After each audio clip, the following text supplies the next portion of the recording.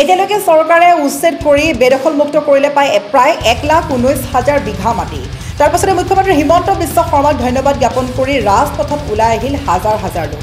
পিছে এইখিনি ক'ব লাগিব যে উচ্ছেদ যিহেতু কৰি আছে মুখ্যমন্ত্ৰী হিমন্ত বিশ্ব শৰ্মাই বাৰে বাৰে কৈছে যে উচ্ছেদ চলিবই। আৰু কিন্তু আনফাল দেখা গৈছে যে আনফালে নামনি অসমফাল দেখা গৈছিলে যে খিলঞ্জীয়া লোকসকল কি হিন্দু কি মুছলিম কি খ্ৰীষ্টান সকল নামি আহিছিলে উচ্ছেদ বন্ধ কৰিবলৈ। আৰু সেই মুহূৰ্তত ক'ব লাগিব যিটো আমি সোমবাৰৰ দিনটোত বাতৰি প্ৰকাশ কৰিছিলোঁ যে উচ্ছেদক লৈ যিহেতু একাংশ খিলঞ্জীয়া ওলাই অহাৰ কথা আৰু সঁচাকৈ ওলাই আহিলে হাজাৰ হাজাৰ লোক। তাৰ পাছতে আমি এই কথা উল্লেখ কৰিছিলোঁ যে আপোনালোকে কমেণ্ট যোগে জনাব পাৰে আমাক আপোনালোকে কাক ছাপোৰ্ট কৰি আছে, উচ্ছেদ বিচাৰিছে নাই বিচৰা, সকলোৰ ওপৰত আমি প্ৰতিবেদন আগবঢ়াম বুলি কৈছিলোঁ। আৰু তাৰ ঠিক পিছতেই আমালৈ আহিছিলে বহু সংখ্যক কমেণ্ট কৰিছিলে, আমাক বহু লোকে আমালৈ কমেণ্ট কৰিছিল, বহু দৰ্শকে কমেণ্ট কৰিছিলে। সেই কমেণ্টৰ ভিতৰত আজি আমি সেই কমেণ্টসমূহ পঢ়ি শুনাম। কোন কোন লোকে বিচাৰিছে উচ্ছেদ, কোনে কোনে বিচাৰিছে বেদখল মুক্ত কৰা, আৰু কোনে কোনে বিজেপি চৰকাৰক ছাপোৰ্ট কৰিছে, কোনে কোনে আন কিবা কৰিছে, সকলোখিনি কমেণ্ট আমি আজি লাইভ যোগে পঢ়িব চেষ্টা কৰিম। তাৰ পূৰ্বে বাৰে বাৰে কৈছোঁ মুখ্যমন্ত্ৰী হিমন্ত বিশ্ব শৰ্মাই যিহেতু উচ্ছেদ আৰম্ভ কৰিছিলে আৰু বৰ্তমানলৈকে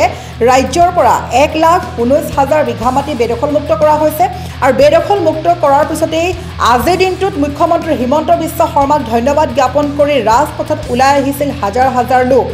হাজাৰ হাজাৰ লোক ওলাই আহিছিলে মুখ্যমন্ত্ৰী হিমন্ত বিশ্ব শৰ্মাক ধন্যবাদ জ্ঞাপন কৰি। তাৰ মাজতে আমালৈ যিসমূহ লাইভ যি কমেণ্ট আহিছিলে সেই কমেণ্টসমূহ পঢ়িব ট্ৰাই কৰিম, আমি চেষ্টা কৰিম। সেই কমেণ্টসমূহত বাৰে বাৰে বিজেপি চৰকাৰক বহুলোকে প্ৰশংসাপ্ৰাপ্ত কৰিছে, বহুলোকে সমালোচনাৰ প্ৰাপ্ত কৰিছে। গতিকে এইখিনি ক'ব লাগিব। কেইবাজনো লোকৰ দৰ্শকৰ কমেণ্ট আমাৰ হাতত আহি পৰিছে, কোনে কোনে উচ্ছেদ বিচাৰিছে, এইখন ৰাজ্যতে কি উজনি কি নামনি কি মধ্য অসম, মুঠৰ ওপৰত এইখন ৰাজ্যতে কোনে কোনে বিচাৰিছে উচ্ছেদ হোৱাটো, কোনে কোনে বিচাৰিছে উচ্ছেদ নোহোৱাটো, বা ২৬ৰ ইলেকশ্যনত কোনে কোনে বিচাৰিছে পুনৰবাৰ মুখ্যমন্ত্ৰী হিমন্ত বিশ্ব শৰ্মাক এগৰাকী মুখ্যমন্ত্ৰী হিচাপে চাবলৈ, বা কোনে কোনে বিচাৰিছে গৌৰৱ গগৈক মুখ্যমন্ত্ৰী হিচাপে চাবলৈ। এই সন্দৰ্ভত লাইভ টেলিকাষ্ট যোগে লাভ কৰা সম্পূৰ্ণ কমেণ্ট আমি পঢ়িব চেষ্টা কৰিম। এই মুহূৰ্তত লৈ আহিছোঁ প্ৰত্যেকগৰাকী দৰ্শকৰ বাবে এই মুহূৰ্তৰ আটাইতকৈ ডাঙৰ খবৰটো। উচ্ছেদ বিচাৰি ৰাজপথত নামিছিল হাজাৰ হাজাৰ খিলঞ্জীয়া। এফালে দেখা গৈছিলে নামনি অসমৰ ফালে আন এক পৰিৱেশ, বেদখলকাৰীক উচ্ছেদ কৰিবই লাগিব, ৰাজ্যৰ প্ৰান্তে প্ৰান্তে বেদখলকাৰী উচ্ছেদ কৰা দাবী জনাইছিল খিলঞ্জীয়াই। মুখ্যমন্ত্ৰীক ধন্যবাদ জনাই ৰাজপথত নামিছিলে বিজেপি। আৰু লগতে ক'ব লাগিব যে আনফালে দেখা গৈছিলে যে মানৱতাৰ স্বাৰ্থত ওলাই আহিছিল হিন্দু মুছলমান খ্ৰীষ্টান সকলো। উচ্ছেদৰ বিৰুদ্ধে খিলঞ্জীয়াৰ মহা গৰ্জনত কঁপি উঠিছিলে নামনি অসম। আৰু বুলডোজাৰ চলিবলৈ দিয়া নহ'ব বুলি হিন্দু মুছলমান খ্ৰীষ্টানৰ একতাৰ শক্তি দেখিবলৈ পোৱা গৈছিলে। আৰু এই মুহূৰ্তত আমাৰ হাতত যি কমেণ্ট আহিছিলে, সোমবাৰৰ দিনত আমি বাতৰি প্ৰকাশ কৰিছিলোঁ উচ্ছেদক লৈ, আৰু উচ্ছেদক লৈ আমি কৈছিলোঁ যে লাইভ টেলিকাষ্ট যোগে কমেণ্ট কৰিব পাৰে কোনে কোনে কি বিচাৰিছে, কাৰ কাৰ মতামত কি। আৰু এই মতামত হৈছে অসমবাসী ৰাইজৰ মতামত। আমি পুনৰবাৰ পঢ়িব বিচাৰিম আমাৰ হাতত অহা কমেণ্টসমূহ। আবিৰ শ্বেখে লিখিছে নেক্সট CM গৌৰৱ গগৈ। গৌৰৱ গগৈৰ কথা উল্লেখ কৰিছে আমাৰ যিসকল দৰ্শক আছে, আমাৰ দৰ্শকে প্ৰেৰণ কৰিছিলে এই কমেণ্ট। লাইভ টেলিকাষ্ট যোগে লাভ কৰা প্ৰথমটো কমেণ্ট আছিলে আবিৰ শ্বেখে লিখিছে next CM Gaurav Gogoi honest man বুলি কৈছে গৌৰৱ গগৈক। লগতে ক'ব লাগিব তেওঁ লগতে লিখিছে north east superstar Gaurav Gogoi sir, এইদৰে লিখিছে। লগতে এই কথাও উল্লেখ কৰিছে please kindly reading the comment. তেওঁ কমেণ্টটো পঢ়িবলৈ অনুৰোধ জনাইছে আমাক। আৰু সেই হেতুকে প্ৰত্যেকগৰাকী লোকৰ কমেণ্ট আমি পঢ়িব চেষ্টা কৰিছোঁ, যিহেতু আমি বাৰে বাৰে কৈছোঁ মুখ্যমন্ত্ৰী হিমন্ত বিশ্ব শৰ্মাক ২৬ত মুখ্যমন্ত্ৰী হিচাপে বিচাৰিবনে, গৌৰৱ গগৈ বিচাৰিবনে, উচ্ছেদ বিচাৰিবনে, উচ্ছেদ নিবিচাৰে, মুঠৰ ওপৰত অসমবাসী ৰাইজে কি ক'ব, এই সন্দৰ্ভত আমি এটা বিশেষ প্ৰতিবেদন আগবঢ়াইছিলোঁ। আৰু তাৰ ভিত্তিতে ডিজিটেল লাইভ যোগে এই কমেণ্ট পোৱা গৈছিলে। সেই কমেণ্টসমূহৰ ভিতৰত আবিৰ শ্বেখে বাৰে বাৰে কৈ আছে নেক্সট CM গৌৰৱ গগৈ বুলি উল্লেখ কৰিছে আবিৰ শ্বেখে। লগতে কৈছে north east superstar Gaurav Gogoi sir. আৰু লগতে পংকজ মাৰ্ঘেৰিটে লিখিছে বিজেপি জিন্দাবাদ। পংকজ মাৰ্ঘেৰিটে বিজেপিৰ কথা উল্লেখ কৰিছে, যিটো উচ্ছেদ কৰিছে তেওঁ উচ্ছেদক লৈ সঁহাৰি জনাইছে, তেওঁ বিজেপি জিন্দাবাদ বুলি উল্লেখ কৰিছে। আমি এই মুহূৰ্তত পুনৰবাৰ কৈছোঁ আপোনালোকে কমেণ্ট কৰক এই মুহূৰ্তত, কিয়নো অতি ভয়ানক পৰিস্থিতি। আমি পুনৰ কমেণ্টসমূহলৈ যাম। তাৰ পূৰ্বে আমি পুনৰ ক'ব বিচাৰিছোঁ দৰ্শকসকলক, যিহেতু এক ভয়ংকৰ পৰিস্থিতি দেখা গৈছে সমগ্ৰ অসমত, সৰ্বত্ৰে চৰ্চা চলিছে, এই উচ্ছেদক লৈ প্ৰতিবাদ বহিছে। আৰু বৰ্তমানলৈকে 1,19,000 বিঘা ভূমি বেদখলমুক্ত কৰিছে হিমন্ত বিশ্ব শৰ্মা চৰকাৰে। কোন কোন জিলাত কিমান ভূমি বেদখলমুক্ত কৰা হৈছে তাৰ তথ্য দাঙি ধৰিছে মুখ্যমন্ত্ৰীয়ে। লগতে এই মুহূৰ্তত ক'ব লাগিব যে সোমবাৰৰ দিনটোত বেদখল কৰাৰ বাবে বহু লোকে বিজেপিক ধন্যবাদ জ্ঞাপন কৰি কাৰ্যসূচী আৰম্ভ কৰিছিল ৰাজপথত ওলাই ধন্যবাদ জ্ঞাপন কৰিছে মুখ্যমন্ত্ৰীক আৰু এই মুহূৰ্তত আপুনি কমেণ্ট যোগে পুনৰ কৈছে আপুনি কমেণ্ট কৰক আমি নেক্সট প্ৰতিবেদন আমি আগবঢ়াব চেষ্টা কৰিম এই বিশেষ বাৰ্তালাপৰ ওপৰত আপোনালোকৰ মতামত কি যেটো অসমত চলি আছে উচ্ছেদ মাথো উচ্ছেদ আৰু উচ্ছেদৰ বাবে দেখা গৈছে কি উজনি কি নামনি কি মধ্য অসম উঠৰ পৰা জ্বলি উঠিছে এতিয়া অসম কোনোৱে যদি কৈছে উচ্ছেদ কৰিব লাগে বেদখল মুক্ত কৰিব লাগে কোনোৱে কৈছে সেই লোকসকলৰ ঘৰ দুৱাৰ ভাঙি দিব নালাগে ভূমি প্ৰদান কৰিব লাগে নিৰাপত্তা দিব লাগে ন্যায় পাব লাগে এই ধৰণৰ বিভিন্ন মতবাদ কৰিছে তাৰ মাজত অখিল গগৈ বিভিন্ন মতবাদ কৰি দেখা পোৱা গৈছে আৰু এই মুহূৰ্তত আপুনি কি বিচাৰিব এগৰাকী অসমৰ জনতা হৈ আপুনি কি বিচাৰিব মুখ্যমন্ত্ৰী হিমন্ত বিশ্ব শৰ্মাক বিচাৰিব CM নে গৌৰৱ গগৈ বিচাৰিব নে আপুনি উচ্ছেদ বিচাৰিব নে আপুনি বিচাৰিব যে সেইসকলক উচ্ছেদ কৰিব নালাগে পুনৰ কৈছো কমেণ্ট কৰক আন এক কমেণ্ট আহিছে আমাৰ হাতলৈ জামিৰ খানে লিখিছে হাজু আছো আমি প্ৰতিবাদ কৰিবলৈ আমি হাজু আছো বুলি কৈছে যে যিকোনো মুহূৰ্তত প্ৰতিবাদ কৰিবলৈ আমি হাজু আছো বুলি কৈছে আমি পুনৰ কৈছো আবিৰ শেখে লিখিছে next CM Gaurav Gogoi north east superstar Gaurav Gogoi sir বুলি উল্লেখ কৰিছে পংকজ মাৰ্ঘাৰিটাই কৈছে বিজেপি জিন্দাবাদ বিজেপিক সাপোৰ্ট কৰিছে জামিৰ খানে কৈছে হাজু আছো আমি প্ৰতিবাদ কৰিবলৈ তাৰ লগতে ৰাভা বলো ৰাভা বুলি এটা পেজৰ পৰা উল্লেখ কৰিছে বন্ধ কৰক জয় আই অসম এগৰাকী ব্যক্তিয়ে লিখিছে যে উচ্ছেদ বন্ধ কৰক উচ্ছেদ বন্ধ কৰিবলৈ কাটৰ আহ্বান জনাইছে তাৰ লগতে